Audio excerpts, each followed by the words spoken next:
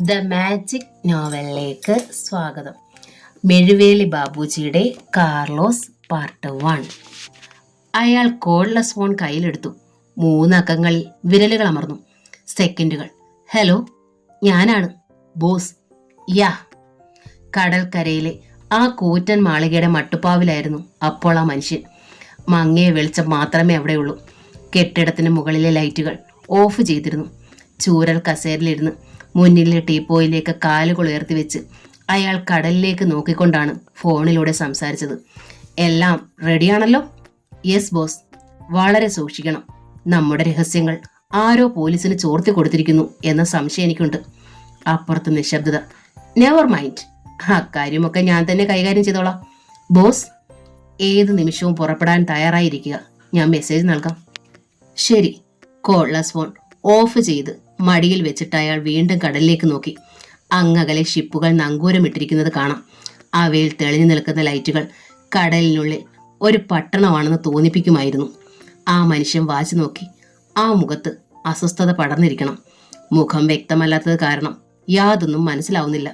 രണ്ടാമതും അയാൾ ഫോണിൽ മറ്റാരുമായോ ബന്ധപ്പെട്ടു. പോലീസിന്റെ നീക്കങ്ങൾ എങ്ങനെയാണെന്നറിയണം.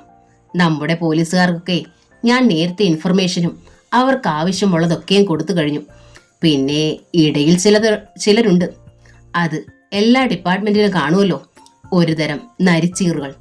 നായ് പുല്ല് തിന്നുകയുമില്ല, പശുവിനെ തിന്നാൻ അനുവദിക്കുകയില്ല എന്ന് പറഞ്ഞതുപോലെ അവരെയാണ് ഏറെ സൂക്ഷിക്കേണ്ടത്. ചെകുത്താനും മറ്റും അത്തരത്തിലുള്ളവരാണ്. നമ്മുടെ ആൾക്കാർ എല്ലായിടത്തും ശ്രദ്ധിക്കുന്നുണ്ട് ബോസ്. ഗുഡ്. ഫോൺ വീണ്ടും മടിയിൽ വെച്ചിട്ട് അയാൾ കടലിലേക്ക് നോക്കിയിരുന്നു. ഉപ്പിന്റെ രസമുള്ള തണുത്ത കാറ്റ് വീശി. ചുറ്റും 7 അടിയിലധികം ഉയരമുള്ള കരിങ്കൽ മതിലും അതിനു മുകളിൽ 4.5 അടി ഉയരത്തിൽ കമ്പി വേലിയുമാണ് ആ ബംഗ്ലാവിന് ചുറ്റിയുള്ളത്. ഗാർഡന് നടുവിൽ നീന്തൽക്കുളം. അതിന്റെ മധ്യത്തിൽ മനോഹരിയായൊരു യുവതിയുടെ നഗ്നപ്രതിമ. ഒറ്റ നോട്ടത്തിൽ ജീവൻ തുളുമ്പുന്ന ഒരു സുന്ദരിയാണ് അതെന്നേ ആരും പറയൂ. കുളത്തിന് ചുറ്റും നിന്ന് അവളിലേക്ക് പല വർണ്ണങ്ങളിലുള്ള പ്രകാശരശ്മികൾ പതിക്കുന്നുണ്ട്. വളരെ ഹൃദയഹാരിയായൊരു കാഴ്ചയായിരുന്നു അത്. കെട്ടിടത്തിന്റെ പോർച്ചിൽ 2 ബെൻസ് കാറും ഒരു ടാറ്റ എസ്റ്റേറ്റും കിടപ്പുണ്ട്. ടെറസിലിരുന്ന ദീർഘകായൻ ഒരു സിഗരറ്റ് കത്തിച്ചു. അപ്പോൾ പോലും അയാളുടെ മുഖം വ്യക്തമായില്ല. കാരണം അത്ര വേഗത്തിലായിരുന്നു അയാൾ ആ കർമ്മം നിർവഹിച്ചത്. തന്റെ കൂടെ തന്നെ കള്ളനുണ്ടെന്ന് അയാൾക്കറിയാമായിരുന്നു. ഇവിടുത്തെ ഓരോ രഹസ്യങ്ങളും അപ്പോൾ തന്നെ ചാരന്മാർ പോലീസ് കേന്ദ്രങ്ങളിൽ എത്തിക്കുന്നു.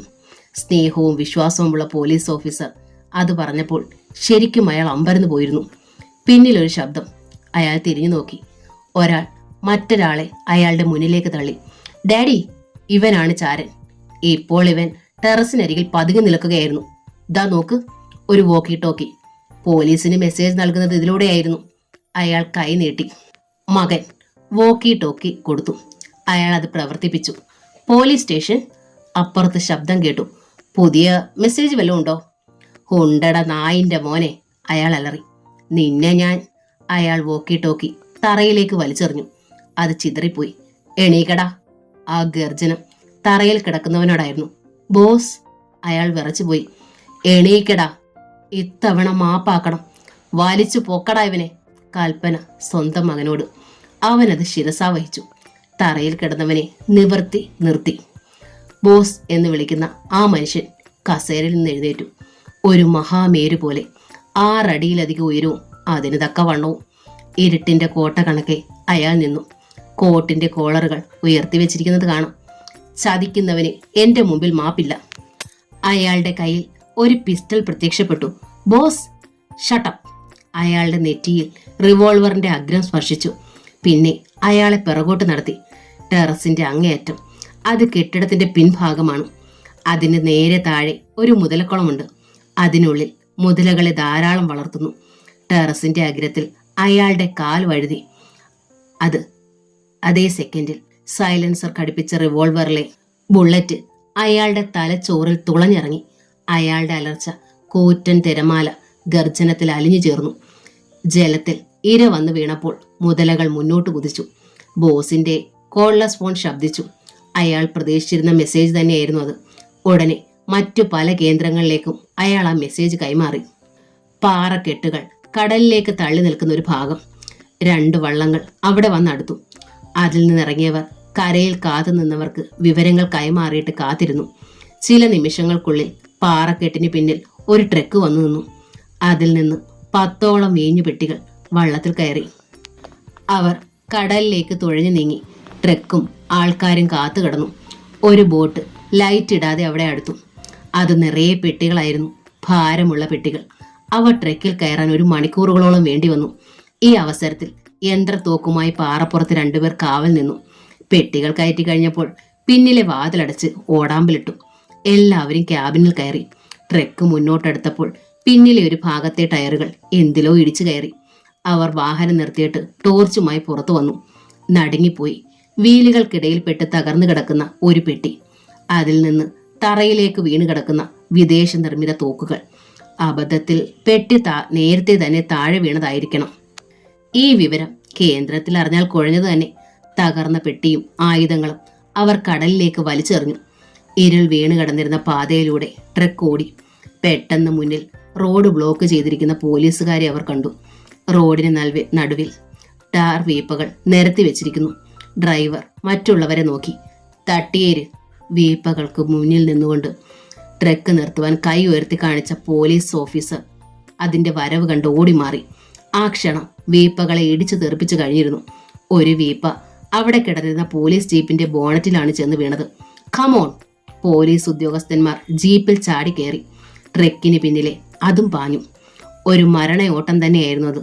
തങ്ങൾ പോലീസ് പിടിയിലാകുമെന്ന് തോന്നിയപ്പോൾ ട്രക്കിൽ നിന്ന് വെടിയുണ്ടകളുടെ വർഷം തന്നെയായിരുന്നു. പോലീസുകാർ പതറി. ജീപ്പിന്റെ ടയറുകൾക്ക് വെടിയേറ്റു. അത് റോഡിൽ ഒരു വശം ചരിഞ്ഞു മറിഞ്ഞു. ട്രക്ക് പാഞ്ഞുപോയി. ട്രക്ക് സുരക്ഷിതമായി എത്തേണ്ടടുത്ത് എത്തിയിട്ട് അവർ 5 പേരും പട്ടണത്തിലെത്തി. ഇത് കോടികളുടെ ബിസിനസ്സാണ്. നമ്മുടെ പ്രതിഫല തുകയും വർദ്ധിപ്പിക്കാൻ പറയണം, ഒരാൾ പറഞ്ഞു. ഏതായാലും അടുത്ത തവണ ആവട്ടെ. ദാവൂദ് പോയി പണവുമായി വന്നേര്, ഞങ്ങളങ്ങ് പോവുക. അവർ 4 പേർ ഒരു ടാക്സി വിളിച്ചതിൽ കയറിപ്പോയി. ദാവൂദ് വേഗം നടന്നു. ഇടയ്ക്ക് അയാൾ വാച്ച് നോക്കി. സമയം 11 മണി. ഇത്തവണത്തെ ജോലി നേരത്തെ കഴിഞ്ഞു. അയാൾ ഫുട്പാത്തിൽ കയറി നടന്നു. പെട്ടെന്ന് പിന്നിൽ നിന്ന് പാഞ്ഞു വന്നൊരു പോലീസ് ജീപ്പ് അയാളുടെ അരികിൽ ബ്രേക്ക് ചെയ്തു. ദാവൂദിന് തെന്നിമാറാൻ അവസരം കിട്ടിയില്ല. ഡ്രൈവിംഗ് സീറ്റിൽ നിന്ന് ചാടി കുതിച്ച പോലീസ് ഓഫീസർ അയാളെ അടിച്ച് ജീപ്പിന്റെ പിന്നിലാക്കിയിട്ടു. പിന്നെ വിലങ്ങെടുത്ത് അയാളുടെ വലത് കൈയും ജീപ്പിന്റെ കമ്പിയുമായി ചേർത്ത് ബന്ധിച്ചു. വെടിയുണ്ട പോലെ ജീപ്പ് മുന്നോട്ട് കുതിച്ചു. പോലീസ് ജീപ്പ് അലറി കുതിക്കുകയായിരുന്നു. വളഞ്ഞും പുളഞ്ഞും മുന്നേറി വളവുകൾ തിരിഞ്ഞപ്പോൾ സീൽക്കാരങ്ങളുമുണ്ടായി. മുന്നിൽ 2ആയി പിരിയുന്ന റോഡ്. ജീപ്പ് ഇടത്തേക്ക് തിരിഞ്ഞു. ഹെഡ്ലൈറ്റുകളിലെ വെളിച്ചം നേർരേഖ പോലെ നീണ്ടു നിൽക്കുന്ന റോഡിലൂടെ അകലേക്ക് പോയി. ജീപ്പിനുള്ളിൽ ഒരാൾ മാത്രം. പക്ഷേ അയാൾ പോലീസുകാരനല്ലെന്ന് തോന്നുന്നു. കറുത്ത പാൻറ്റും അയഞ്ഞ ഷർട്ടുമാണ് വേഷം. ഷൂസും കയ്യുറകളുമുണ്ട്. ചുണ്ടിൽ കടിച്ചു പിടിച്ചിരിക്കുന്ന ചുരുട്ട്. മുഖം പകുതി പോലും കാണത്തക്ക വിധത്തിൽ ഒരു തൊപ്പി ചരിച്ചു വെച്ചിരിക്കുന്നു. ഡ്രൈവിങ്ങിൽ അയാൾ ഒരു അതികായനാണെന്ന് തോന്നുന്നു. മഴ ചാറുവാൻ തുടങ്ങി. അയാൾ വൈപ്പർ ഓൺ ചെയ്തു. ചരൽ വാരി എറിയുന്നത് പോലെ മഴത്തുള്ളികൾ പതിഞ്ഞു തുടങ്ങി. അയാൾ വേഗത കുറിച്ചില്ല. ഇടയ്ക്കിടെ എതിരെ വന്ന വാഹനങ്ങൾക്ക് സമർത്ഥമായി സൈഡ് കൊടുത്തു. മഴയ്ക്ക് ശക്തിയേറി. തുള്ളിക്കൊരു തുടം എന്ന രൂപത്തിൽ പെയ്തു തുടങ്ങി. അയാൾ മുൻ സീറ്റിന് ഇരുവശത്തെയും ടാർപോളിനഴിച്ച് താഴ്ത്തിട്ടു. അതിനിടെ എരിഞ്ഞു തീർന്ന ചുരുട്ട് പുറത്തേക്കെറിഞ്ഞിട്ട് മറ്റൊരെണ്ണത്തിന് തീ കൊളുത്തി. 1/2 മണിക്കൂറോളം വീണ്ടും കഴിഞ്ഞു. റോഡുകളിൽ ജലം നിറഞ്ഞൊഴുകി. അവയെ ഇരുവശത്തേക്കും തെറിപ്പിച്ചുകൊണ്ട് ജീപ്പ് ഒരു കൊടും വളവിലെത്തി. വളവ് കഴിഞ്ഞതും റോഡിന്റെ ഓരം ചേർന്നത് നിർത്തി. ഹെഡ്ലൈറ്റ് ഓഫ് ചെയ്യും മുമ്പ് അയാൾ ഒരു മഴക്കോട്ടെടുത്തണിഞ്ഞു. ലൈറ്റ് ഓഫ് ചെയ്തിട്ട് ഇരുളിലേക്കിറങ്ങി. കണ്ണിൽ കൊത്തിയാ അറിയാത്തിരുട്ട്. കീശയിൽ നിന്ന് പെൻടോർച്ച് തെളിച്ചു. റോഡിന്റെ ഒരു ഭാഗം താഴ്ന്ന പ്രദേശമായിരുന്നു. അവിടേക്കിറങ്ങാൻ കല്ലുകൾ കൊണ്ടുണ്ടാക്കിയ ചെറിയ പടവുകൾ. അതിലൂടെ ജലം ഒലിച്ചിറങ്ങുന്നുണ്ടായിരുന്നു. അയാൾ സാവധാനം താഴേക്കിറങ്ങി. കുറെ കഴിഞ്ഞപ്പോൾ നടപ്പാത കണ്ടു. വഴിയിലേക്ക് ചാഞ്ഞു കിടക്കുന്ന കുറ്റിച്ചെടികൾ. കൈകൾ കൊണ്ട് അതൊതുക്കിയുള്ള യാത്ര ദുസ്സഹമായിരുന്നു. കഷ്ടിച്ച് 100 അടി നടന്നു കാണും. അയാൾ നിന്നു. ഒരു കൊള്ളിയാൻ മിന്നിയപ്പോൾ 10 അടി മുന്നിൽ ഇരുട്ടിൽ കുളിച്ചു നിൽക്കുന്ന ഒരു കെട്ടിടം കണ്ടു. അയാൾ അതിന് നേരെ ചെന്നു. ഒരു ജനാലയുടെ അരികിലെത്തി. പാളികളുടെ വിടവിലൂടെ അകത്തേക്ക് നോക്കി. അവിടെ വെളിച്ചത്തിന്റെ കണികകൾ. ആ മനുഷ്യന് ഉത്സാഹമേറി. കെട്ടിടത്തിനുള്ളിൽ 4 പേർ ഒരു റാന്തൽ വെളിച്ചത്തിന്റെ മുന്നിലിരുന്ന് ചീട്ട് കളിക്കുകയാണ്. ഒത്ത ഉയരവും വണ്ണവുമുള്ള 4 പേർ. അവനെ കണ്ടില്ലല്ലോ. അവരിൽ ഒരാൾ അക്ഷമയോടെ പിറുപിറുത്തു. 2 മണിക്കൂറുകൾക്ക് മുമ്പെങ്കിലും ഈ കൊടും മഴയത്ത് അവൻ എങ്ങനെ വരാനാ? വരണം, അതാണ് നമ്മൾ. വാതിലിൽ മുട്ട് കേട്ടപ്പോൾ അയാൾ തലതിരിച്ചു. അവൻ വന്നു. വാതിൽ തുറക്കൂ. ഒരാൾ എണീറ്റ് വാതിലിന്റെ ഓടാമ്പൽ നീക്കിയതും മുഖമടച്ച് ഇടിയേറ്റതും ഒന്നിച്ചായിരുന്നു. എന്റെ അമ്മോ! അയാൾ പിന്നോട്ട് തെറിച്ചു തറയിൽ മലർന്നു വീണു. മറ്റുള്ളവർ ചീട്ട് തറയിലേക്ക് എറിഞ്ഞിട്ട് കാര്യമറിയാതെ ചാടി എണീറ്റു. റാന്തൽ വിളക്കിന്റെ വെളിച്ചത്തിൽ അവർ കണ്ടു ആ അതികായനെ. മഴത്തുള്ളികൾ ഇറ്റുവീഴുന്ന വസ്ത്രങ്ങളുമായി അയാൾ മുറിയിലേക്ക് കയറി പുറംകാൽ കൊണ്ട് തട്ടി വാതിലടച്ച് ഓടാമ്പലിട്ടു. അവരിൽ നടുക്കം പടർന്നു. ഒരാൾ 1.5 അടി നീളമുള്ള ഒരു കത്തി വലിച്ചെടുത്തു. അതിന്റെ വായത്തല റാന്തലിന്റെ വെളിച്ചത്തിൽ വെള്ളി പോലെ വെട്ടിത്തിളങ്ങി. അത് കണ്ട് ആഗതൻ ചിരിച്ചു. അയാൾ കത്തിയുമായി മുന്നോട്ട് കുതിച്ചപ്പോൾ ആഗതൻ ഒറ്റക്കാലിൽ കറങ്ങി തിരിഞ്ഞു. കൈപ്പത്തിൽ ശക്തമായ താടനമേറ്റ് അയാൾ കത്തിയുടെ പിടിവിട്ടു. അപ്പോഴേക്കും തറയിൽ വീണവനും ചാടി എഴുന്നേറ്റു. 4 പേരും ആഗതനോടടുത്തു. പൊരിഞ്ഞ അടിയാണ് പിന്നീട് നടന്നത്. അവർ 4 പേരുണ്ടായിട്ടും അയാളെ കീഴടക്കാൻ കഴിഞ്ഞില്ല. തങ്ങൾ ലോഹം കൊണ്ടുള്ള ഒരു മനുഷ്യരൂപത്തോടാണ് ഏറ്റുമുട്ടുന്നതെന്ന് അവർക്ക് തോന്നിപ്പോയി. അയാൾ ഒരുവന്റെ കഴുത്തിൽ കുത്തിപ്പിടിച്ചിട്ട് അരയിൽ നിന്ന് റിവോൾവർ വലിച്ചെടുത്ത് ഇടത് കണ്ണിൽ കുത്തിപ്പിടിച്ചു. ടെൽ മീ, ആയുധങ്ങൾ എവിടെയാണ് സൂക്ഷിച്ചിരിക്കുന്നത്? എനിക്കറിയില്ല. സത്യം പറഞ്ഞില്ലെങ്കിൽ നിന്റെ കണ്ണിലൂടെ ഒരു വെടിയുണ്ട ഇപ്പോൾ പാഞ്ഞു പോകും. ഞാൻ സത്യമാണ് പറഞ്ഞത്. ആഗതൻ മറ്റു 3 പേരെയും നോക്കി. അവർ ചലനമറ്റ് നിൽക്കുകയാണ്. നിങ്ങളിൽ ആരെങ്കിലും പറഞ്ഞാലും മതി. ഞങ്ങൾക്കാർക്കും അറിയില്ല സാർ, എല്ലാം സത്യമാണ്. നോ, എനിക്കതറിയണം. അല്ലാതെ ഞാൻ ഇവിടുന്ന് പോകണമെങ്കിൽ നിങ്ങൾ 4 പേരെയും കൊന്നു കഴിഞ്ഞിരിക്കണം. അവർ പരിഭ്രമിച്ചു. ഞങ്ങൾക്കൊന്നും അറിയില്ല സാർ. പിന്നെ നിങ്ങൾ ആർക്കു വേണ്ടിയാണ് വർക്ക് ചെയ്യുന്നത്? അതും ഞങ്ങൾക്കറിയില്ല. പിന്നെ നിർദ്ദേശങ്ങൾ കിട്ടുന്നത് എങ്ങനെയാണ്? ഒരു ഫോൺ കോൾ വരും, അതനുസരിച്ച് ജോലി ചെയ്യും. പ്രതിഫലം കൃത്യമായി കിട്ടുകയും ചെയ്യും. എല്ലാം വിശദമായി പറയൂ. ഞങ്ങളുടെ ഒരടുത്ത ബന്ധുവാണ് ടൗണിലെ STD ബൂത്തിലിരിക്കുന്ന പെൺകുട്ടി. അവിടെ ഫോൺ വരും. ആ വിവരം ഞങ്ങളെ അറിയിക്കും. അതനുസരിച്ചാണ് പ്രവർത്തനം. I see. ആദ്യമായി നിങ്ങൾ ഈ ജോലിയുമായി ബന്ധപ്പെട്ടത് എങ്ങനെയാണ്? ഞങ്ങൾ മദ്യപാനവും ചീട്ടുകളിയും അല്പസ്വല്പം മോഷണവും ഒക്കെയുമായി കഴിയുമ്പോഴാണ് അജ്ഞാതനായ ഒരാൾ കടന്നു വന്നത്. അയാൾ പറയുന്ന ജോലികൾ ചെയ്താൽ നല്ല പ്രതിഫലം തരാമെന്ന് പറഞ്ഞു. ഞങ്ങൾ സമ്മതിച്ചു. അയാൾ പോയി. ടൗണിൽ ബൂത്തിലിരിക്കുന്ന ആൾ ഞങ്ങളുടെ ബന്ധുവാണെന്ന് അയാൾ എങ്ങനെയാണ് മനസ്സിലാക്കിയതെന്ന് പോലും ഞങ്ങൾക്കറിഞ്ഞൂടാ. അന്നു മുതൽ ആയുധ വ്യാപാരമായിരുന്നു നിങ്ങളുടെ ബോസിന്റെ തൊഴിൽ? അതൊന്നും അറിഞ്ഞുകൂടാ. ഞങ്ങൾക്ക് ഏൽപ്പിച്ച ജോലികൾ ഭംഗിയായി ചെയ്യുക എന്നതൊഴിച്ച് മറ്റൊന്നും തിരക്കേണ്ട ആവശ്യം ഉണ്ടായിട്ടില്ല. അബദ്ധത്തിൽ ഒരു പെട്ടി തറയിൽ വീണു. അതിനു മുകളിലൂടെ ട്രക്ക് ഇടിച്ചു കയറ്റിയപ്പോൾ പൊട്ടിച്ചിതറിപ്പോയി. ആ ട്രക്കിന്റെ നമ്പർ എത്രയായിരുന്നു? നമ്പർ പ്ലേറ്റ് അഴിച്ചു മാറ്റിയിരുന്നു. അതെവിടേക്കാണ് പോയതെന്ന് യാതൊരു ഊഹവും ഇല്ലേ? ഇല്ല. ട്രക്കിൽ സാധനങ്ങൾ കയറ്റിയതോടെ ഞങ്ങളുടെ ജോലി കഴിഞ്ഞിരുന്നു. നിങ്ങളുടെ കൂടെയുള്ളവരിൽ ഒരാൾ എവിടെ പോയതാണ്? പ്രതിഫലം വാങ്ങുവാൻ. സാധാരണ എവിടെ ചെന്നാണ് പ്രതിഫലം വാങ്ങുക? ഓരോ തവണയും ഓരോ സ്ഥലത്തായിരിക്കും.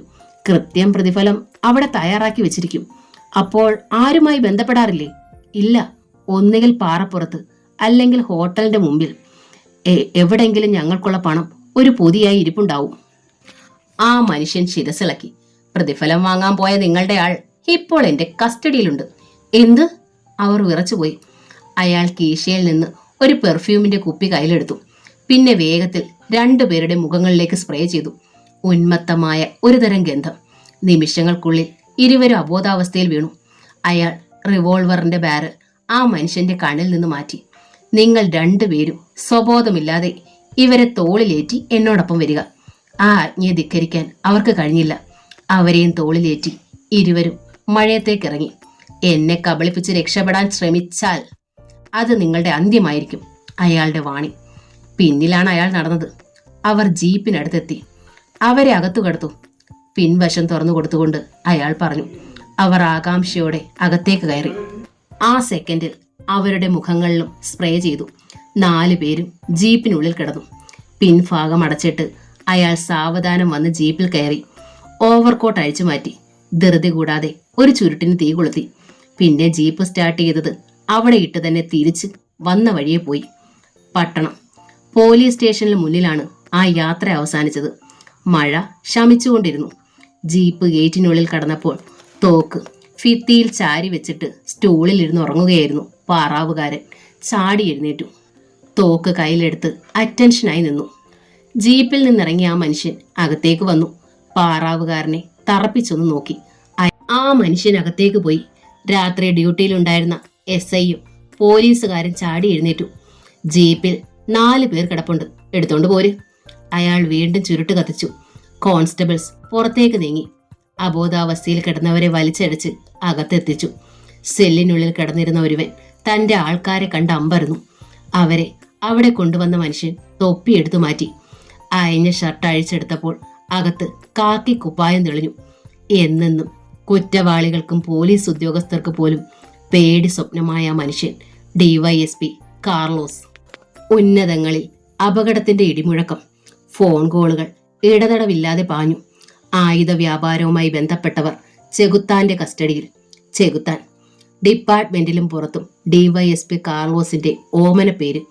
അധർമ്മത്തിനും അനീതിക്കും മുന്നിൽ കാർലോസ് എന്നും ചെകുത്താൻ തന്നെയാണ്. ഒരിക്കൽ അയാളെ സസ്പെൻഡ് ചെയ്യാൻ അന്നത്തെ ആഭ്യന്തരമന്ത്രി തീരുമാനിച്ചു. അപ്പോഴും കാർലോസ് ചെകുത്താനായി. നേരെ മന്ത്രിയുടെ ഔദ്യോഗിക വസതിയിലേക്ക് ജീപ്പ് ഒടിച്ചു ചെന്നു. മന്ത്രിയുടെ അവിഹിത ബന്ധങ്ങളുടെ ഫോട്ടോകൾ ആ മുഖത്തേക്ക് വലിച്ചെറിഞ്ഞു. അതോടെ സസ്പെൻഷൻ മാറി. പിന്നീട് ഒരിക്കലും ആ മന്ത്രി കാർലോസിനെതിരെ ചിന്തിച്ചു കൂട്ടിയില്ല. അപകടം വരുന്ന മാർഗം മണത്തറിയുവാൻ പോലീസ് നായേക്കാൾ മിടുക്കനാണ് കാർലോസ്. അതിന് 1 മിനിറ്റും മുന്നിൽ അയാൾ പ്രവർത്തിക്കുകയും ചെയ്തിരിക്കും. ആ കാർലോസ് ആണ് ഇപ്പോൾ ആയുധ വ്യാപാരവുമായി ബന്ധപ്പെട്ടവരെ കസ്റ്റഡിയിലെടുത്തിരിക്കുന്നത്. 24 മണിക്കൂറിനുള്ളിൽ അതിന് പിന്നിൽ പ്രവർത്തിച്ച സകലമാന പേരും അകത്താകുമെന്ന് ഉറപ്പാണ്. നടുങ്ങാതിരിക്കുമോ അവർ? തങ്ങളുടെ കൈകളിൽ വിലങ്ങ് വീഴുന്നത് അവർ ഭാവനയിൽ കണ്ടു. എന്തു വേണം? കൂട്ടായ ആലോചന. ഉത്തരം ഒന്നേ ഉള്ളൂ. കാർലോസ് നാളത്തെ പ്രഭാതത്തിൽ ജീവനോടെ ഉണ്ടായിരിക്കരുത്. ആരത് ചെയ്യും? ഒരുവിധമുള്ള കൊലയാളികൾക്കൊന്നും കാർലോസിനോട് ഏറ്റുമുട്ടാനുള്ള കരുത്തില്ല. പക്ഷേ അതിനും അവർ ഉത്തരം കണ്ടെത്തി. ശക്തനായ ഒരുവനെ തന്നെ. അപ്പോൾ തന്നെ അയാളും അനുയായികളും എന്തിനും തയ്യാറായി ഇറങ്ങി. Torture room. ചോര പോലെ ചുവന്ന ഹാലജൻ ബൾബിന് താഴെ ഇരുമ്പ് മേശയിൽ അയാൾ കിടന്നു. കാർലോസിന്റെ കസ്റ്റഡിയിൽ ആദ്യം അകപ്പെട്ടവൻ ദാവൂദ്. വെളിച്ചത്തിന്റെ ശക്തിയും ചൂടും നിമിത്തം അയാൾക്ക് കണ്ണു തുറക്കാനേ കഴിഞ്ഞില്ല. ദാവൂദ്, കനത്ത ശബ്ദത്തിൽ DYSP കാർലോസ് വിളിച്ചു. നിനക്കിനിയും സമയമുണ്ട്. ടെൽമി, ആരാണ് ആയുധ വ്യാപാരത്തിന് പിന്നിൽ? എനിക്കറിയില്ല സാറേ, അയാൾ നിലവിളിച്ചു. നിനക്കറിയാമെന്ന് എനിക്കറിയാം.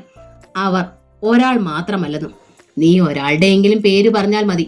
നിന്നെ അവർ ഒന്നും ചെയ്യാതെ ഞാൻ നോക്കിക്കൊള്ളാം. ഞാൻ സത്യമാണ് സാറേ പറയുന്നത്. കാർലോസ് നിഷേധഭാവത്തിൽ തലയാട്ടി. കുറ്റവാളികളോട് അല്പം പോലും ദയയില്ലാത്തവനെന്നാണ് എനിക്ക് കിട്ടിയിരിക്കുന്ന പേര്. ചെകുത്താൻ. അതെ, എന്നെ ചെകുത്താനാക്കരുത്. സത്യം തെളിയിക്കാൻ എനിക്ക് ചിലപ്പോൾ കടുത്ത ശിക്ഷാരീതികൾ അവലംബിക്കേണ്ടതായി വരും. അയാൾ ഒരു ചുരുട്ട് കത്തിച്ചു. കുറ്റവാളികൾക്ക് ബിരിയാണി വാങ്ങിക്കൊടുക്കാൻ ഞാൻ പഠിച്ചിട്ടുമില്ല.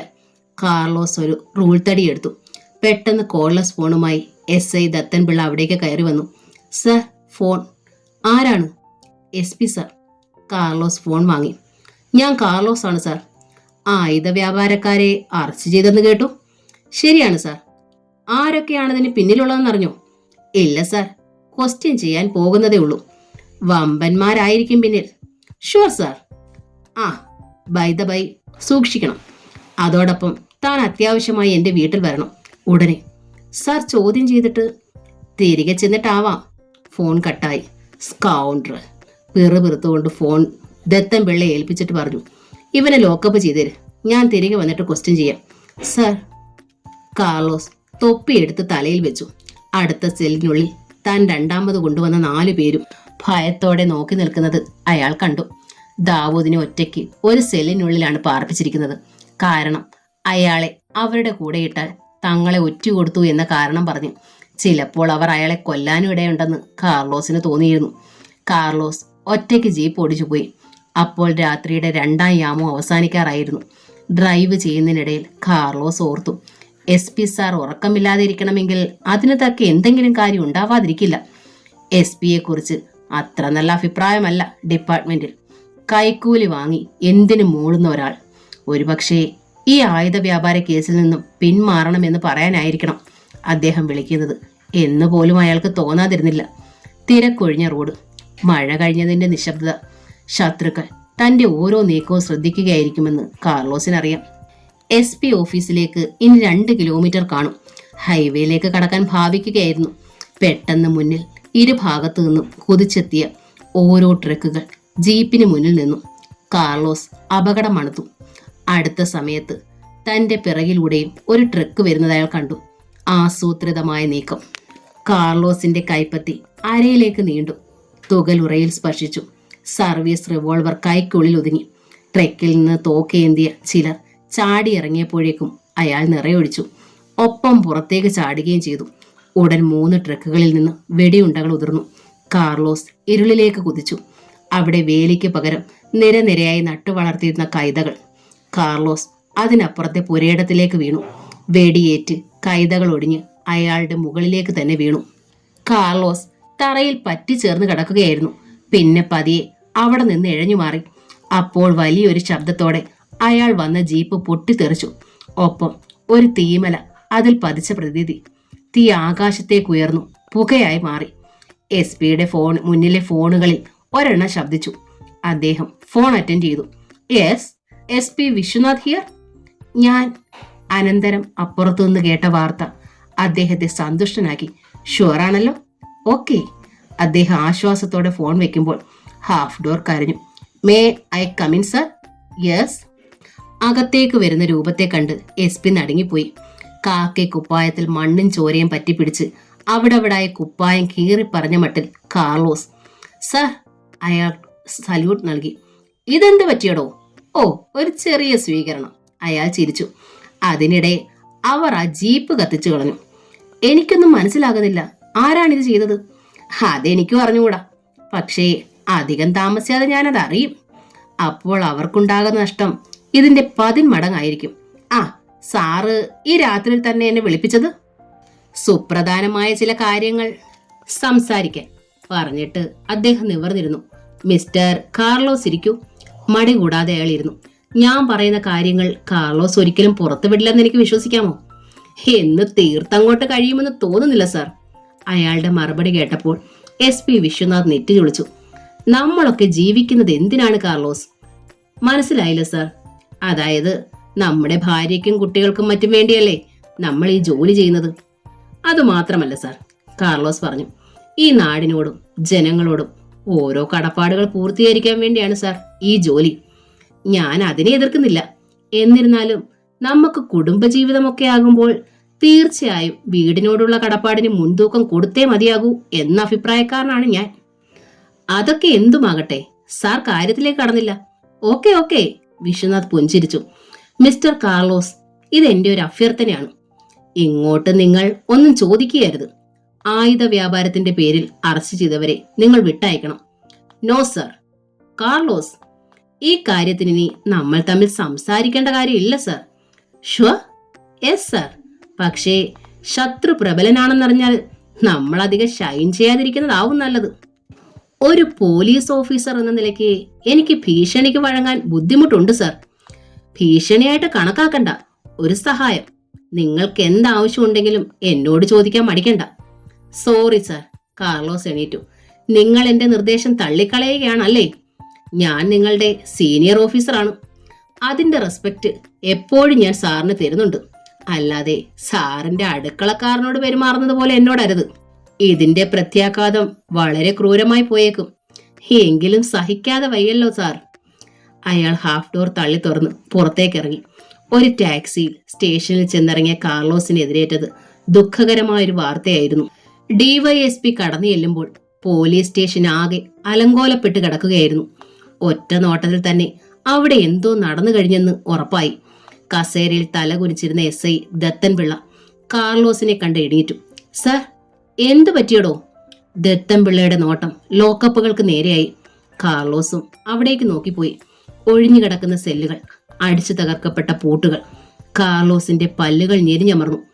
ആരാ ദത്തൻപിള്ള ഇത് ചെയ്തത്? അറിയില്ല സർ. അവർ ഒരുപാട് പേരുണ്ടായിരുന്നു. അയാളുടെ സ്വരം പതറി. 4 കോൺസ്റ്റബിൾസ് ഹോസ്പിറ്റലിൽ അഡ്മിറ്റാണ്. കാർലോസ് ഒന്നും പറഞ്ഞില്ല. ഇതിന് തന്നെയാണ് SP സാർ തന്നെ ഇവിടെ നിന്ന് മാറ്റിയതെന്ന് അയാൾക്ക് ഉറപ്പായി. മേഴ്സി ഒന്ന് മയങ്ങിപ്പോയി. ഇത്രയും നേരം ഭർത്താവിനെ കാത്തിരിക്കുകയായിരുന്നു അവൾ.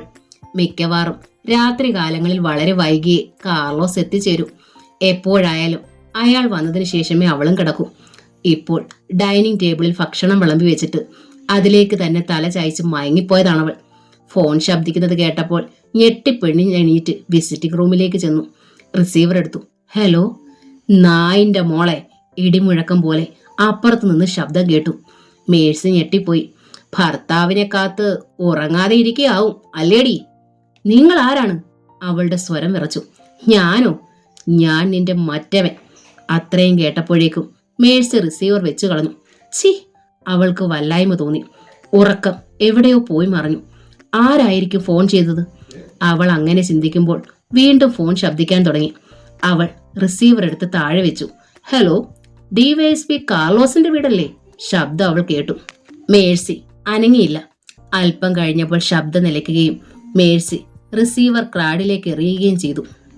പുറത്തൊരു വാഹനത്തിന്റെ ശബ്ദം. വെളിച്ചം ജനാലയിൽ പ്രതിഫലിച്ചു. നിമിഷങ്ങൾക്കുള്ളിൽ അവൾ വാതിക്കലെത്തി. ബെൽ മുഴങ്ങിയപ്പോഴേക്കും അവൾ വാതിൽ തുറന്നിരുന്നു.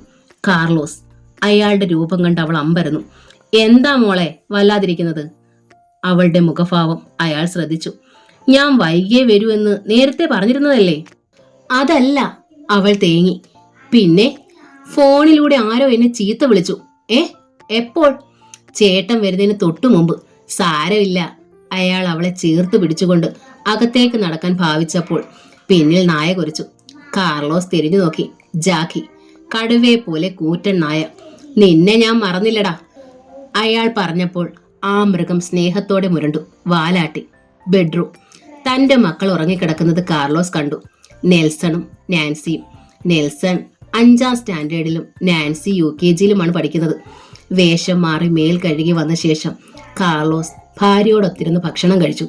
നേരം പുലരുവാൻ ഏതാനും മണിക്കൂറുകൾ മാത്രം. അപ്പോൾ അയാളൊന്ന് കണ്ണടച്ചു. ഇടതടവില്ലാതെ ഫോൺ ശബ്ദിച്ചപ്പോഴാണ് അയാൾ കണ്ണു തുറന്നത്.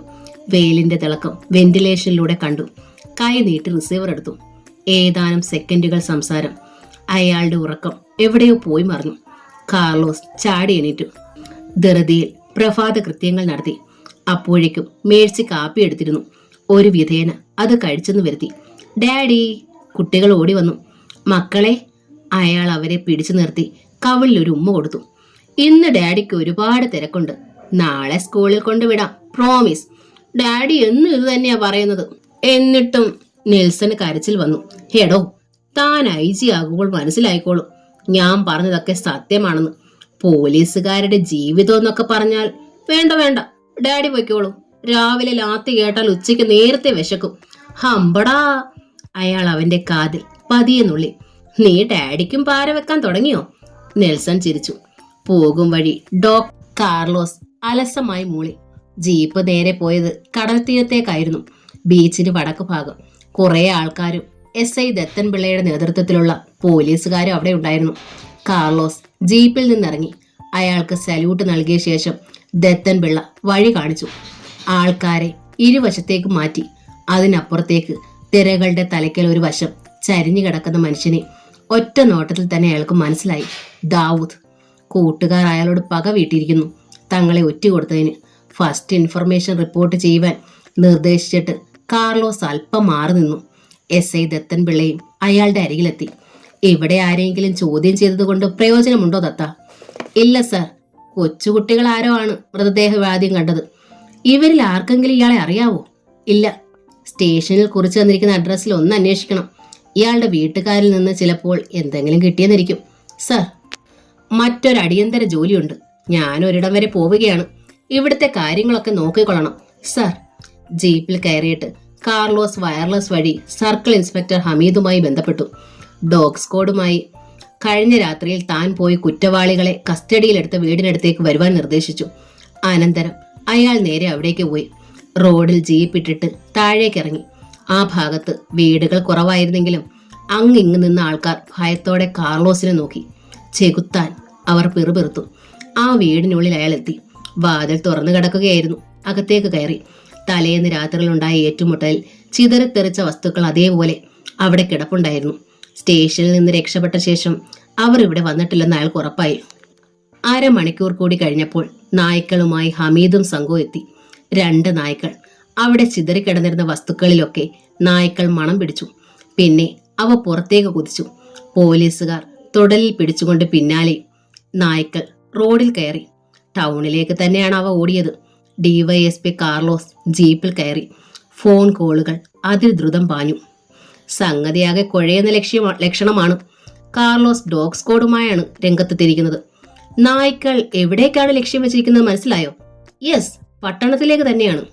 കോൾലെസ് ഫോൺ കയ്യിൽ പിടിച്ചുകൊണ്ട് അജ്ഞാതനായ ദീർഘകായൻ റിവോൾവറിംഗ് ചെയറിൽ കറങ്ങിത്തിരിഞ്ഞു. അയാളുടെ മുഖം കാണുവാൻ കഴിയാത്ത വിധത്തിൽ കോട്ടിന്റെ കോളർ ഉയർത്തി വെച്ചിരിക്കുകയാണ്. ഒരു കാര്യം ചെയ്യ്, പാറയിൽ ചിരട്ട ഉരയ്ക്കുന്ന ശബ്ദത്തിൽ അയാൾ പറഞ്ഞു. അവരെ അവിടെ നിന്നും മാറ്റുക. അപ്പോൾ നമ്മുടെ ചരക്കുകൾ? നായ്ക്കൾ അവരെ തേടിയാണ് വരുന്നത്. അതുകൊണ്ട് തൽക്കാലം മറ്റൊന്നും ആലോചിക്കണ്ട സാബ്. അഥവാ പിന്നെ അവർക്ക് പിന്നാലെ ഡോഗ് സ്ക്വാഡ് എത്തുകയാണെങ്കിൽ ബാക്കി കാര്യം ഞാൻ നോക്കിക്കോളാം. മേശപ്പുറത്ത് വെച്ചിരുന്ന ഫോൺ അയാൾ ബെല്ലമർത്തി. മനോഹരിയായ ഒരു യുവതി അയാളുടെ മുന്നിലെത്തി. അയാൾ അവൾക്ക് വളരെ വേഗത്തിൽ ചെയ്തു തീർക്കേണ്ട ചില ജോലികൾ പറഞ്ഞു കൊടുത്തു. ഡോഗ് സ്ക്വാഡ് നഗരത്തിലെത്തി. ഒരു 5 സ്റ്റാർ ഹോട്ടലിലേക്ക് നായ്ക്കൾ ഓടിക്കയറി. എന്താണിത്? റിസപ്ഷനിസ്റ്റ് അമ്പരന്ന് ചാടി എണീറ്റു. സംസാരിക്കേണ്ടെന്ന് CI ഹമീദ് ആംഗ്യം കാട്ടി. റിസപ്ഷനിസ്റ്റ് അയാളെ തുറച്ചു നോക്കി. ഹമീദ് മെല്ലെ ചിരിച്ചു. നായ്ക്കൾ അകത്തേക്ക് പാഞ്ഞു. കോണികൾ വഴി അവ 4ാം നിലയിലെത്തി. പോലീസുകാരും ഹമീദും പിന്നാലെ ഉണ്ടായിരുന്നു. പോലീസുകാരുടെ നെറ്റി ചുളിഞ്ഞു. ഹേയ്! ഹമീദ് കെയിൻ കൊണ്ട് വാതിലിൽ തട്ടി വിളിച്ചു. അകത്തുനിന്നും പ്രതികരണമൊന്നും ഉണ്ടായില്ല. നായ്ക്കളെ മാറ്റിയിട്ട് ഹമീദ് വാതിൽ തള്ളി നോക്കി. അത് മലർക്കെ തുറക്കപ്പെട്ടു. നായ്ക്കളെ തന്നെ ആദ്യ അകത്തേക്ക് കയറ്റി. പക്ഷേ ആ മുറിയിൽ ആരും ഉണ്ടായിരുന്നില്ല. അവിടെ ഉണ്ടായിരുന്ന വസ്തുക്കളിലും അവ മണത്തു നോക്കിയിട്ട് പുറത്തേക്ക് കുതിച്ചു. പോലീസ് ഉദ്യോഗസ്ഥന്മാരുടെ കയ്യിൽ നിന്ന് തുടലിലെ പിടി വിട്ടുപോയി.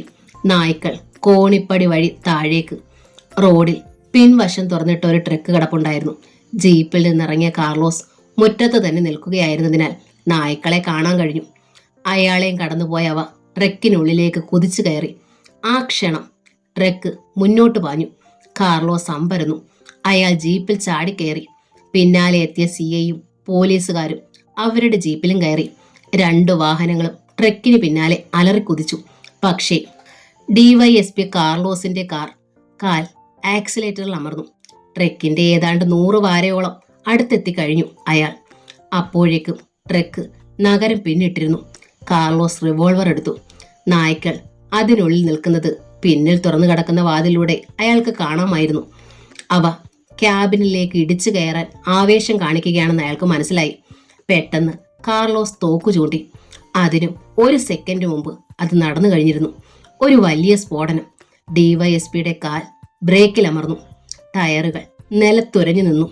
പിന്നാലെ വന്ന ജീപ്പും ആ ജീപ്പിനെ സ്പർശിച്ചൂ ഇല്ല എന്ന രൂപത്തിൽ നിശ്ചലമായി. പോലീസ് നായ്ക്കളുമായി പോയ ട്രക്ക് അനേകം കഷ്ണങ്ങളായി പൊട്ടിച്ചിതറിപ്പോയിരുന്നു.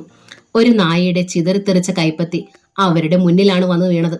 ക്ഷണനേരം കൊണ്ട് ട്രക്ക് ചൂട്ടുപോലെ അത് കത്തിയെരിഞ്ഞു. കാർലോസ് ശ്വാസം കഴിക്കാൻ പോലും മറന്നിരുന്നു. മുന്നിലെ ദൃശ്യം അത്രയ്ക്ക് ഭീകരമായി അയാളുടെ മനസ്സിൽ പതിഞ്ഞിരുന്നു. ആ നായ്ക്കളല്ല, പകരം തന്റെ ഹൃദയമാണ് കഷ്ണങ്ങളായി നുറുങ്ങിയതെന്ന് അയാൾക്ക് തോന്നിപ്പോയി. കാർലോസ് ശിരസിൽ നിന്ന് തൊപ്പിയെടുത്തു. പോലീസിന് വിവരം ചോർത്തി തന്നുകൊണ്ടിരുന്ന മനുഷ്യൻ അജ്ഞാതനായ ആ നേതാവിനെ ഒന്ന് പരിചയപ്പെടുത്തിയിരുന്നെങ്കിൽ ഈ ദുരന്തങ്ങളെല്ലാം ഒഴിവായേനെന്ന് കാർലോസ് ഓർത്തു. ഇപ്പോൾ ആ മനുഷ്യനെക്കുറിച്ച് യാതൊരു അറിവുമില്ല. ഒരുപക്ഷേ അയാൾ പിടിക്കപ്പെട്ടിരിക്കാമെന്നും ആ പോലീസ് ഉദ്യോഗസ്ഥൻ സംശയിക്കാതിരുന്നില്ല. കാർലോസ് സ്റ്റേഷനിൽ മടങ്ങിയെത്തി.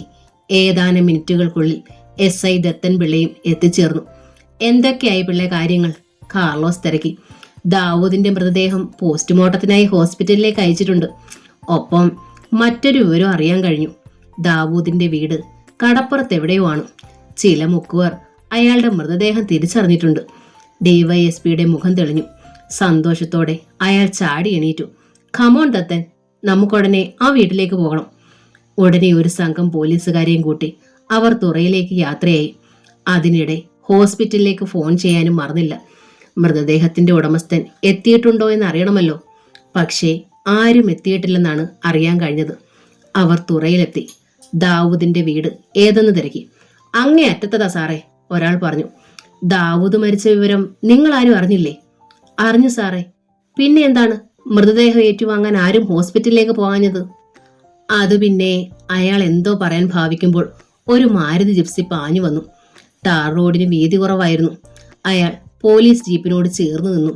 പൂഴിമണ്ണ് ഇളക്കി തെറിപ്പിച്ചുകൊണ്ട് ജിപ്സി കുതിച്ചു പാഞ്ഞുപോയി. DYSP ഒന്ന് തിരിഞ്ഞു നോക്കി. തോളിന് താഴെ വരെ മുടി നീട്ടി വളർത്തിയ ഒരു ചെറുപ്പക്കാരനായിരുന്നു അതിനുള്ളിൽ എന്നു മാത്രം കണ്ടു. നമ്പർ പോലും ശ്രദ്ധിക്കാൻ കഴിഞ്ഞില്ല. ആരാണവർ? കാർലോസ് തറയിൽ നിന്നയാളോട് തിരക്കി. അറിയില്ല സർ, ഞാൻ ആദ്യം കാണുകയാ. ആ, താൻ പറഞ്ഞു വന്നതിന്റെ ബാക്കി പറഞ്ഞില്ല. വീട്ടുകാർക്ക് താല്പര്യമില്ലെങ്കിൽ മറ്റുള്ളവർ എന്ത് ചെയ്യും സർ? താൻ പറയുന്നത് ദാവൂദ് മരിച്ചെന്നറിഞ്ഞിട്ടും അയാളുടെ ഉമ്മയ്ക്കും ബാപ്പയ്ക്കും യാതൊരു ഇളക്കവുമില്ല. അവരുടെ ഭാവം കണ്ടാൽ മരിച്ചത് അവരുടെ മകനെയല്ലെന്ന് തോന്നും. കാർലോസിന്റെ നെറ്റ് ചുളിഞ്ഞു. ജീപ്പ് മുന്നോട്ട് നീങ്ങി. ഒരാളുടെ കൂടി ചോദിച്ചപ്പോഴാണ് വീട് കണ്ടുപിടിച്ചത്. ജീപ്പിൽ നിന്ന് ഇറങ്ങുമ്പോഴേ കാർലോസിന്റെ കണ്ണുകൾ അത് കണ്ടുപിടിച്ചു കഴിഞ്ഞു. മുറ്റത്ത് ഒരു വാഹനം വന്നതിന്റെയും തിരിച്ചു പോയതിന്റെയും പാടുകൾ. മാരുതി ജിപ്സി അയാളുടെ മനസ്സിൽ തെളിഞ്ഞു. മുന്നിൽ പോലീസിനെ കണ്ടപ്പോൾ ഉമ്മറത്തിരുന്ന് ബേടി തെറുക്കുകയായിരുന്ന മനുഷ്യൻ മടിയിൽ നിന്ന് മുറം മാറ്റിവെച്ചിട്ട് എണീറ്റ് ഭവ്യതയോടെ നിന്നു. ഇതാണോ ദാവൂദിന്റെ വീട്? അതേ ഏമാനെ. കാർലോസ് അയാളെ തറച്ചു നോക്കിക്കൊണ്ട് കെയ്ൻ കൈവിരലുകളിലിട്ട് കറക്കി. താൻ ആരാ? ദാവൂദിന്റെ ബാപ്പയാണേ. അകത്തു നിന്ന് ഒരു തടിച്ച യുവതി ഇറങ്ങി വന്നു. നിങ്ങളോ? ഓന്റെ ഉമ്മായ ഖദീജ. ആ മനുഷ്യനാണ് മറുപടി പറഞ്ഞത്. തന്നോടാണോ ചോദിച്ചത്? അത് തന്റെ പേരെന്താ? ഉസ്മാൻ. നിങ്ങളുടെ മോനെ വിളിക്ക്. ഏമാനെ, അത് അവനിവിടെ ഇല്ലേ? ഇല്ല. എവിടെ പോയി? അറിയാൻ മേലായേ. ഉസ്മാൻ തല ചൊറിഞ്ഞു. ഭ റാസ്കൽ. മുന്നോട്ട് കുതിച്ച DYSP ഉസ്മാന്റെ മുണ്ടിൽ കുത്തിപ്പിടിച്ചു. പോലീസിനോട് വേല ഇറക്കുന്നോടാ. അവൻ ചത്തുപോയി ഏമാനെ. ഉസ്മാന് പറയാതിരിക്കാൻ കഴിഞ്ഞില്ല. എങ്ങനെ? അതറിയില്ല. കടൽ തീരത്ത് അവന്റെ ശവം അടിഞ്ഞെന്ന് പറയണത് കേട്ടു. എന്നിട്ട് നിങ്ങൾ പോയില്ലേ? ഇല്ല. അതെന്താ? അയാൾ മൗനം. തന്റെ നാവിറങ്ങിപ്പോയോ? അതിയാനും അവനും തമ്മിൽ നല്ല രസത്തിലല്ലായിരുന്നു ഏമാനെ. ഖദീജയാണ് മറുപടി പറഞ്ഞത്. മനസ്സിലായില്ല. ബാപ്പയും ദാവൂദും തമ്മിൽ പിണക്കത്തിലായിരുന്നു. അത് ശരി. അപ്പോൾ ബാപ്പ തന്നെ അവനെ മയത്താക്കുകയും ചെയ്തു അല്ലേ? ഉസ്മാൻ ഞെട്ടിത്തെറിച്ചു. ഇല്ല ഏമാനെ, ഞാൻ ദാവൂദിനെ കണ്ടിട്ട് തന്നെ 4 നാളായി. പിന്നെ ആരാണ് അവനെ കൊന്നത്? അതറിയില്ല. എന്തായിരുന്നു അവന് പണി? അതും അറിയില്ല. ഇവിടെ നിന്ന് ഇറങ്ങിപ്പോയാൽ 4-5 നാൾ കഴിഞ്ഞാ തിരികെ വരണത്. എന്താ പണിയെന്നോ എവിടാ പോണോന്നോ ഞങ്ങൾ ആരും തിരക്കിയിട്ടില്ല. അല്ല, ചോദിച്ചാലും അവൻ പറയുകയില്ല. കാർലോസ് ഒരു നിമിഷം എന്തോ ചിന്തിച്ചു. കടലിൽ ഒരു ഡോൾഫിൻ കുതിച്ചു ചാടിയത് അയാൾ കണ്ടു. അവന് ആരെങ്കിലും ശത്രുക്കളുണ്ടായിരുന്നോ? SI ചോദിച്ചു. ഈ തുറയിൽ അങ്ങനൊന്നുമില്ല. അപ്പോൾ മറ്റിടത്തുണ്ടെന്ന് അല്ലേ? അറിയില്ല സർ. പിണക്കത്തിലാണെങ്കിലും മരിച്ചത് നിങ്ങളുടെ മകനല്ലേ? പിന്നെ എന്തുകൊണ്ട് മൃതദേഹം ഏറ്റുവാങ്ങാനൊന്നും പോകുന്നില്ല? അതോ പോലീസുകാർ കൊണ്ടുവന്ന് അടക്കിത്തരുമെന്ന് കരുതുന്നുണ്ടോ? രണ്ടുപേരും മൗനം ഭജിച്ചു. ചോദിച്ചത് കേട്ടില്ലേ? കേട്ടു. അവനെ കൊലപ്പെടുത്തിയവരെ കണ്ടുപിടിക്കണമെന്ന് നിങ്ങൾക്ക് ആഗ്രഹമില്ലേ? ഇനിയിപ്പോൾ എന്ത് കണ്ടുപിടിച്ചാലും മരിച്ചുപോയ ഞങ്ങളുടെ മോൻ തിരിച്ചു വരുമോ സാറേ? അത് ശരി. കാർലോസ് മുറ്റത്തുകൂടി അങ്ങിങ്ങ് നടന്നു. ആരാണ് അല്പം മുമ്പ് ഇവിടെ വന്നിട്ട് പോയത് ജീപ്പിൽ? അറിയത്തില്ല. ആഹാ, കള്ളം പറയരുത്. ഞാൻ സത്യമായ ഏമാനെ പറഞ്ഞത്. ഇവിടെ ഒരാൾ വന്നില്ലേ? വന്നു. പക്ഷേ അയാളെ ഞാൻ ആദ്യം കാണുകയാ. എന്തിനാ വന്നത്? ഉസ്മാനും ഖദീജയും മുഖാമുഖം നോക്കി. അവർ പരുങ്ങുന്നത് അയാൾ കണ്ടു. ചോദിക്കുന്നതിന് മറുപടി തന്നില്ലെങ്കിൽ രണ്ടിനെയും ഞാൻ ലോക്കപ്പിനുള്ളിലിട്ട് ചവിട്ടും, പറഞ്ഞേക്കാം. അതെവിടെ നടക്കത്തില്ല സാറേ. ഇടിവെട്ടും പോലെ ഒരു ശബ്ദം. കാർലോസും കൂട്ടരും തിരിഞ്ഞു നോക്കി. കാളക്കൂറ്റനെ പോലെ ഒരു മനുഷ്യൻ. കൈലിയും ബനിയനുമാണ് വേഷം. തലയിൽ വട്ടക്കെട്ട്. കയ്യിൽ ഒരു തുഴയിരിപ്പുണ്ട്. അയാൾക്ക് പിന്നിൽ 10-20 ചെറുപ്പക്കാരുമുണ്ട്. SI ദത്തൻ പിള്ളയുടെ കണ്ണുകൾ കുറുകി. അങ്ങനെ തുറയെന്ന് കാര്യമില്ലാത്ത ഒരുത്തനെയും പോലീസുകാർ കൊണ്ടുപോകത്തില്ല സാറേ. നെഞ്ചു വിരിച്ചുകൊണ്ട് അവൻ പറഞ്ഞു. കാർലോസിന്റെ കൈ വെള്ളം മുതൽ പെരുത്ത് കയറുകയായിരുന്നു. അവനിട്ട് 4 പൊട്ടിക്കാൻ കൈകൾ തരിച്ചു. പക്ഷേ സംയമനം പാലിച്ചു. ഇത് തുറയാണ്. ഏറ്റുമുട്ടലുണ്ടായാൽ കടലിന്റെ മക്കൾ ഈച്ച പൊതിയും പോലെ തങ്ങളെ വളയും. പിന്നീട് നിലനിൽപ്പുണ്ടാവില്ല.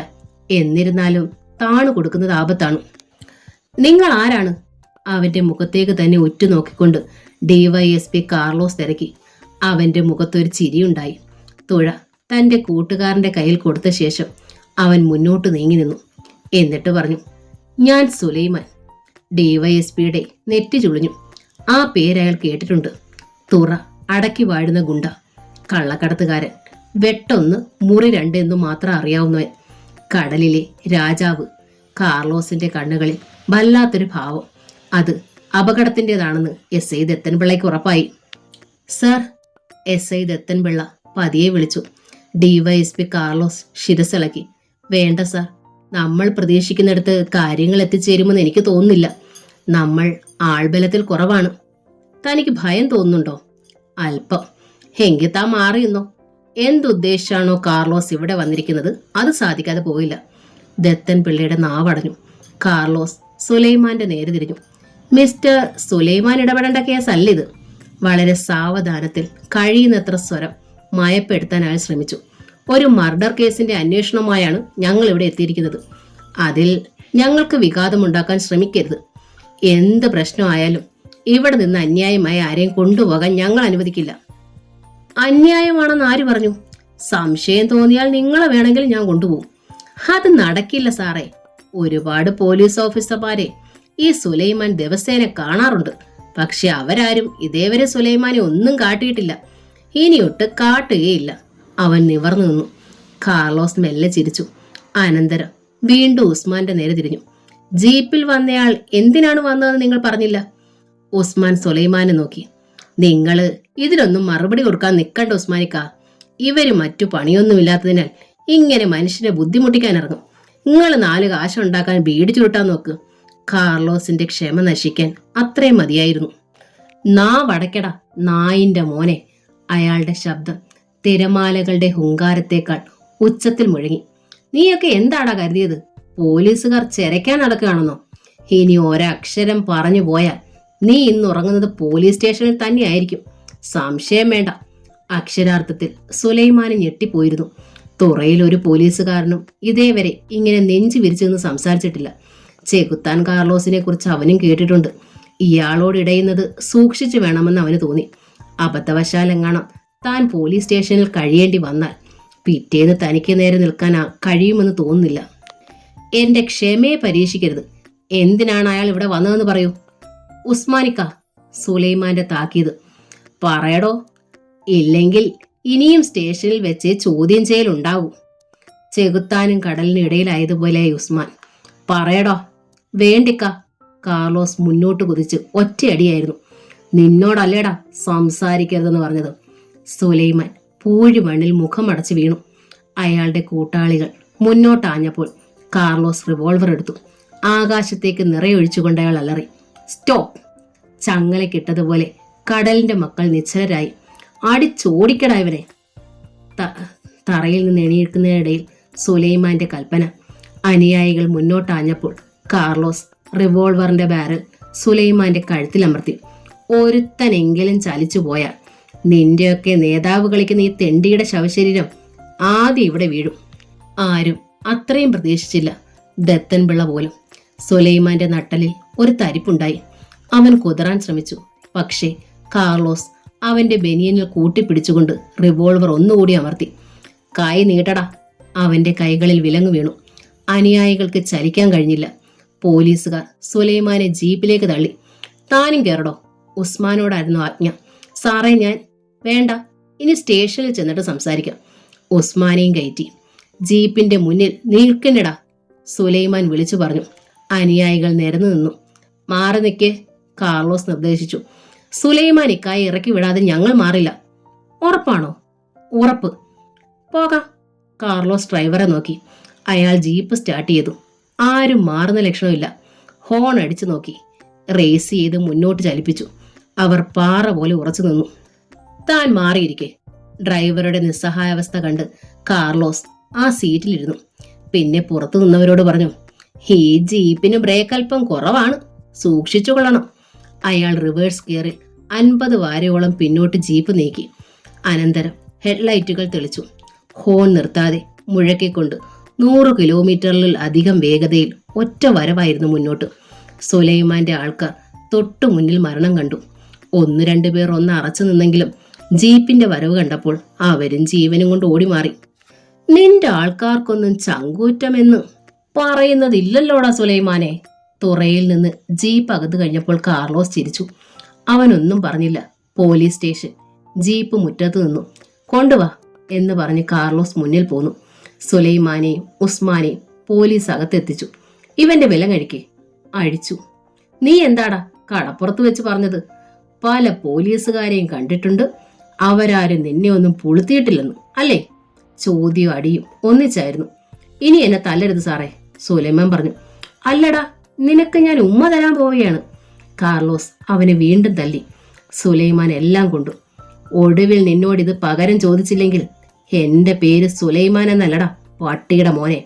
സുലൈമാൻ പല്ല് കടിച്ചലറി. ഒറ്റ തൊഴിയായിരുന്നു അതിന്റെ മറുപടി. തെറിച്ചുപോയ സുലൈമാൻ സെല്ലിന്റെ വാതിലിൽ ഇടിച്ചു വീണു. പോലീസുകാർ സെല്ല് തുറന്ന് അവനെ അതിനുള്ളിലാക്കി.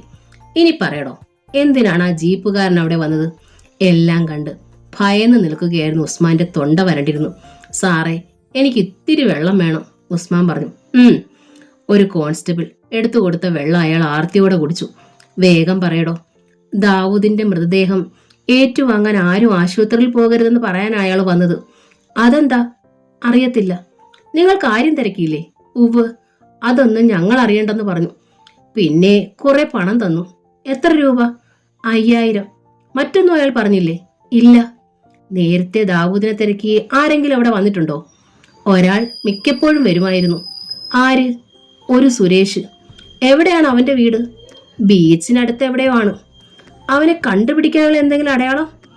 വെളുത്ത് നീളമുള്ള ഒരുവനാ. ശരി, നിങ്ങൾ പൊയ്ക്കോളൂ. പക്ഷേ എപ്പോൾ വിളിച്ചാലും വരണം. വരാ ഏമാനെ. ഹെഡ് കോൺസ്റ്റബിളിനോട് ഉസ്മാന്റെ മൊഴി രേഖപ്പെടുത്താൻ പറഞ്ഞിട്ട് മാരുതി ജിപ്സിയെ കുറിച്ചുള്ള വിവരങ്ങൾ അറിയാൻ അയാൾ പലയിടത്തും വിളിച്ചു. പക്ഷേ യാതൊരു തുമ്പും കിട്ടിയില്ല. ദത്തംപിള്ളേ സാർ. അയാൾ കാർലോസിന്റെ ക്യാബിനിലെത്തി. സുരേഷിനെ കുറിച്ച് അന്വേഷിക്കണം സാർ. രഹസ്യമായി മതി, കഴിവതും ഇന്ന് തന്നെ സാർ. ഉസ്മാന്റെ വീട്ടിലും ഒരു ശ്രദ്ധ വേണം. അതിന് പറ്റിയവരെ മാത്രമേ നിയോഗിക്കാവുള്ളൂ സാർ. ദത്തം പോയിക്കോളൂ സാർ. ബോസ് റിവോൾവിംഗ് ചെയറിൽ പിന്നോട്ടാഞ്ഞിരുന്നു. ഫോൺ അറ്റൻഡ് ചെയ്തു. അയാൾക്ക് മുൻപിൽ നീല നിറത്തിലുള്ള ഗ്ലാസ്സിലൂടെ കടൽ കാണാമായിരുന്നു. മുറിയുടെ കടലിന് അഭിമുഖമായ ഭാഗം ഗ്ലാസ് കൊണ്ട് മാത്രമാണ് നിർമ്മിച്ചിരിക്കുന്നത്. അപ്പുറത്തു നിന്ന് പറഞ്ഞതത്രയും അയാൾ ശ്രദ്ധയോടെ കേട്ടു. ഒരു നിമിഷത്തെ ആലോചന. അയാൾ മെല്ലെ താടി തടവി. പിന്നെ ഫോൺ വെച്ചിട്ട് ബെല്ലമർത്തി. ഒരു സുന്ദരി പ്രത്യക്ഷപ്പെട്ടു. മോനെ വിളിക്ക്. അവൾ പോയി. നഗരത്തിലൂടെ തുറയിലേക്ക് നടക്കുകയായിരുന്നു ഉസ്മാൻ. കടുത്ത ചൂട് കാരണം വല്ലാത്ത ദാഹം തോന്നി. ഒരു നാരങ്ങ വെള്ളമെങ്കിലും കുടിക്കാൻ കീശയിൽ ഒറ്റ പൈസ പോലും ഇല്ല. വാഹനങ്ങളുടെ തിരക്ക്. അയാൾ ഫുട്പാത്തിലൂടെ എന്തൊക്കെയോ ചിന്തിച്ചുകൊണ്ട് നടന്നു. ഫുട്പാത്തിനോട് ചേർന്ന് അല്പനേരമായ ഒരു കാർ അയാളുടെ പിന്നാലെ വരുന്നു. ഉസ്മാൻ അത് ശ്രദ്ധിച്ചില്ല. കാർ തൊട്ടടുത്തെത്തി. അതിന്റെ ഡോർ തുറക്കപ്പെട്ടു. അതപ്പോഴും മുന്നോട്ട് പോവുകയായിരുന്നു. അപ്പോഴേക്കും പിൻ സീറ്റിൽ നിന്ന് നീണ്ടുവന്ന ഒരു കരം അയാളെ കാറിനുള്ളിലേക്ക് വലിച്ചു കയറ്റി. ഡോർ അടഞ്ഞു. കാർ പാഞ്ഞു. എല്ലാം നിമിഷങ്ങൾക്കുള്ളിലായിരുന്നു. കാർലോസ് എന്ന നോവലിന്റെ ഈ ഭാഗം ഇവിടെ പൂർണ്ണമാവുകയാണ്. ഈ നോവൽ നിങ്ങൾക്ക് ഇഷ്ടമായെങ്കിൽ